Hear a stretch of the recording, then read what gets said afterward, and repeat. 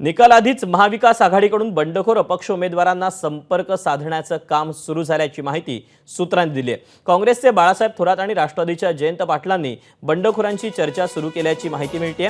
या संदर्भात मुंबईत महाविकास आघाडीची महत्त्वाची बैठक पार पडली। या बैठकीनंतर जयंत पाटील, बाळासाहेब थोरात, सतेज पाटील, संजय राऊत आणि उद्धव ठाकरे यांच्या भेटीसाठी हे सगळे नेते पोहोचले होते। त्यानंतर महाविकास आघाडीचे नेते सिल्वर ओकवर शरद पवारांच्या भेटीसाठी गेल्याची माहिती आहे। अपडेट जाणून घ्यात अमेर आणि आपल्या सोबत आहे।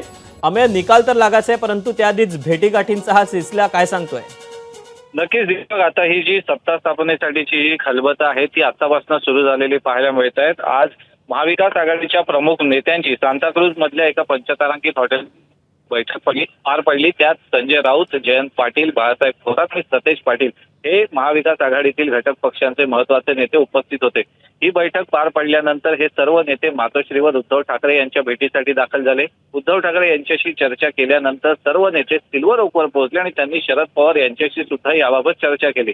या चर्चेत नेमकं काय झालंय हे आता बाळासाहेब थोरात यांनी थोड्याच वेळापूर्वी माध्यमांना स्पष्ट केलं की त्यांच्या जागा येत आहेत याचा त्यांना विश्वास आहे आणि आता जे अपक्ष आणि बंडखोर आहेत त्यांच्यासोबतची सुद्धा बोलणी चालू आहेत। भलेही याला त्यांनी दुजोरा दिलेला नसला तरी सत्ता स्थापनेसाठी आपण आता दावा करणार, कारण की आपल्या जागा येत आहेत असा विश्वास आहे आणि त्यासाठीची मोर्चे बांधणी जी आहे ती आतापासून महाविकास आघाडीच्या नेत्यांची सुरू झालेली पाहायला मिळते। उद्या सुद्धा दिवसभर महाविकास आघाडीच्या महत्वाच्या नेत्यांच्या मुंबईत बैठका होतील अशी अपेक्षा आहे। आता या बैठकांनंतर काय होतं आणि 23 तारखेला निकालानंतर चित्र काय स्पष्ट होतं हे पाहणं उत्सुकतेचं आहे। दीपक, अमेय, धन्यवाद दिलेल्या सविस्तर माहितीबद्दल।